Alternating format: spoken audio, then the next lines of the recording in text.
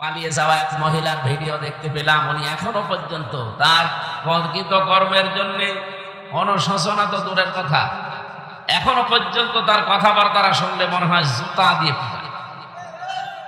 জুতা দিয়ে পিটালো সমস্যা, তাহলে জুতারও কাম আছে। ওরে জুতা দিয়ে না, ঝাড়ু দিয়ে পিটানো। আজকে অলরেডি তার নামে বিচার চলছে। আগামী জুন মাস, এটা জুন মাস চলছে না, জুলাই, সামনে জুলাই মাস মনে হয়, এই মাসের ভেতরে যদি সে না আসে, এতদিন বানিয়ে বানিয়ে যেভাবে রায় দিয়েছিলেন, এবার একেবারে আসল আদালত থেকে রায় হয়ে যাবে। এই জন্য আমরা দুঃখিত না, আনন্দিত না, আমরা মাঝামাঝি আছি। আপনারা জানেন বাংলাদেশ জামাত ইসলামী থেকে সারা বাংলাদেশে সংসদ সদস্য প্রার্থী যারা হবে তাদের তালিকা দিয়েছে। আমি জীবনে মেম্বারে দাঁড়াবো, চেয়ারম্যানে দাঁড়াবো, আমার কোনোদিন কল্পনা তো দূরের কথা, স্বপ্নেও দেখি না। কারণ আমি তো এই লাইনের লোক না। আমি বাংলাদেশ সহ বিশ্বের বিভিন্ন জায়গায় কোরআনে কারিম প্রচার করার জন্য বিভিন্ন জায়গায় ছুটে যাই। এইটাই আমার দায়িত্ব, এটাই আমার নেশা, এইটাই আমার ধ্যান জ্ঞান ছিল। কিন্তু যেহেতু একামতের দিনে আমি নাম লিখিয়েছি, এই কারণে হঠাৎ করে মাথার উপর একটা দায়িত্ব চাপিয়ে দিয়েছি। সাংবাদিক কালকে আমাদের কুষ্টিয়া সদর থানা উদ্বোধন হলো, কারণ থানাটা আগস্টের 5 তারিখে পুড়িয়ে ফেলা হয়েছে। খবরের বহিঃপ্রকাশ হিসাবে যারাই হোক পুড়িয়ে ফেলেছিল। এই 10 মাস পরে খুলনা বিভাগের যিনি রেঞ্জের ডিআইজি আছেন, উনি গিয়েছিলেন কালকে উদ্বোধন করলেন, আমাদেরকে মেহমান হিসাবে দাওয়াত দিয়েছিল। তা আমাকে সাংবাদিক প্রশ্ন করছে যে আপনাকে যে এই আসনের জন্য, এই আসনটা তো গুরুত্বপূর্ণ একটা আসন, কারণ ওখানে হানিফ সাহেব দাঁড়াতেন। হানিফ সাহেবের নাম শোনেননি? এরপরে পাশে ইনু সাহেব, এখন তো জেলে আছে। এই হেভি ওয়েট নেতা যারা বাংলাদেশের জাতীয় পর্যায়ে, এই মানুষগুলোর এই জায়গায় যিনি আমাদের ওখানে ছিলেন অধ্যাপক ফরহাদ হোসাইন, বর্ষিয়ান রাজনীতিবিদ, সেই ছোট্টবেলা থেকে তারা রাজনীতি করে আসছে। বার্ধক্যের কারণে শরীর একেবারে মানে সেই পর্যায়ে নেই যে পর্যায়ে থাকার কথা। এই জন্য সংগঠন থেকে তাকে একটু বিশ্রাম দিয়েছে। হঠাৎ করে দায়িত্বটা দেওয়ার পরে সাংবাদিক বলছে আপনার কেমন লাগছে? আপনি সংসদ সদস্য প্রার্থী, এটা বিশাল ব্যাপার। কোথায় মেম্বার, চেয়ারম্যান, উপজেলা ভাইস চেয়ারম্যান, উপজেলা চেয়ারম্যান, এরপরে মেয়র, এরপরে এমপি, কত ধাপ! একটা ধাপও পার করার আগে না, একবারে আমি গাছের একেবারে উপরে। এদেশে আর একটা জায়গা বাকি আছে, মন্ত্রী হওয়া। বলেন এই জায়গায় একবারে যদি হঠাৎ চোখ খুলে দেখি যে আমি কি আর আমি আছি?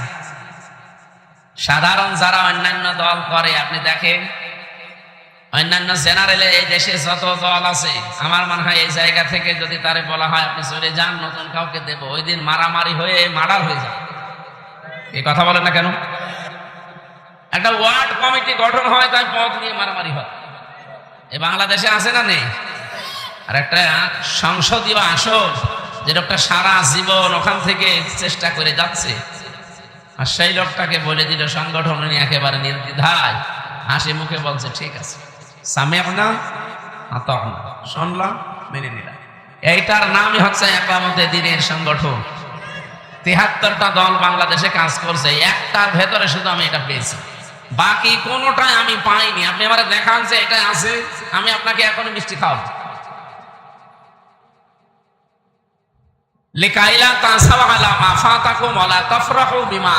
আমি সাংবাদিককে আয়াতটা বলেছিলাম সূরা হাদীদের 23 নম্বর আয়াত। আমি বললাম দেখে, কোনো কিছু পেলে আত্মহারা হওয়া যাবে না, আবার কোনো কিছু হারিয়ে গেলে দুঃখ পাওয়া যাবে না। আমি তো 3টা বছর জীবন থেকে হারালাম এই ফ্যাসিস্টদের রসানলে পড়ি। যে মামলা দিয়েছিল, মামলা তো আর মামলা না, সব বানানো, এখন প্রমাণ হয়ে যাচ্ছে। এটিএম আজহারুল ইসলামের বিরুদ্ধে যে মামলা দিয়েছিল হাইকোর্ট থেকে, এখন পুরাটা খারিজ করে দিয়েছে, খালাস দিয়ে দিয়েছে। তার মানে এই 13 বছর 14 বছর উনি জেলে ছিলেন, ওনার কোনো দোষ পাওয়া যায়নি, সবগুলো বানোয়াট, মিথ্যা আর উদ্দেশ্য প্রণোদিত। আমার মনে হয় এরকম যত মানুষ বিনা কারণে 2 বছর 5 বছর 10 15 20 বছর জেল খাটে, এরা যদি বেকসুর খালাস পায়, বেকসুর খালাস মানে তার কোনো দোষ পাওয়া যায়নি, এটাই তো নাকি? বেকসুর খালাস যারা পায় তাদের কি এতদিন পর্যবেক্ষণ করে দেখলাম যে কোনো দোষ নেই তার, যদিও জেলখানায় আটক করে রাখা হয় একটা নিয়ম নীতির ভেতরে। কেন? কারণ বাইরে থাকলে লোকটার পালিয়ে যেতে পারে, ক্ষতি হতে পারে, এই জন্য একটা জায়গা আটকে রাখে যে থাকেন, আপনার বিচার চলছে, রায় হওয়ার আগ পর্যন্ত আপনি দোষী কথা বলা যাবে না। ওনার যেহেতু 13-14 বছর পরে অলরেডি হাইকোর্ট থেকে, সুপ্রিম কোর্ট থেকে, আপিল বিভাগ থেকে একেবারে ফাইনাল রায় দিয়েছে যে উনি নির্দোষ, বেকসুর খালাস, তার মানে এই 13-14 বছর ওনার পেছনে লেগে থেকে কিছুই পাওয়া যায়নি, পুরাটা বানোয়াট। আমারটাও ওইটাই ছিল। আমার যে মামলা আমি 30 বারের উপরে তুলেছিলাম, সিএমএম কোর্ট, জজ কোর্ট, হাইকোর্ট, না জামিন হবে না, কারণ লাল দাগ দেওয়া ছিল। মাওলানা মামুনুল হক আর আমির হামজা এই দুইজনে লাল দাগ মারা, আল্লাহর ওলি মেরে দিয়েছিল, এই জন্য হবে না। তাছাড়া একটা মামলা 30 বার তোলা লাগে, 1-2 বার তুললেই তো মনে করে আর কত ঘোরাবো, যা 30 বার। আপনি চিন্তা করেন, এক একবার মামলা তুলতে সিএমএম কোর্ট, জজ কোর্ট, হাইকোর্টে যারা কোর্ট কাছারিতে যায়, আদালতে যায়, জিজ্ঞাসা করেন একবারে কমপক্ষে 60 থেকে 65 হাজার টাকা খরচ হবে এই 3টা আদালত মারতে, এমন লিগাল ভাবে। তা আমার বাবার কত টাকা গিয়েছে,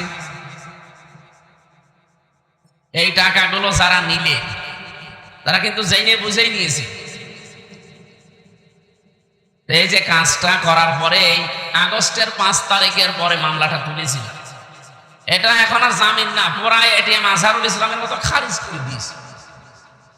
আমি আদালতকে জিজ্ঞাসা করতে গিয়েছিলাম যে এতদিন মামলাটা আপনার কাছে ছিল, তখন তো কিছু বললেন না, আর হঠাৎ এখন আপনি মামলা জামিন না খারিজ করে দিলেন, একেবারে বেকসুর খালাস।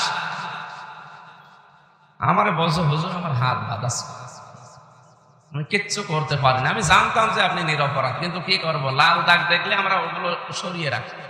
এই ছিল দেশের বিচার ব্যবস্থা। এই 3টা বছর যে আপনি কেড়ে নিলেন, আমাকে যে একেবারে বেকসুর খালাস দিয়ে দিল, তার মানে প্রমাণ হয়েছে যে আমার অপরাধ এই 3 বছরে তারা তদন্ত করে একটাও পায়নি।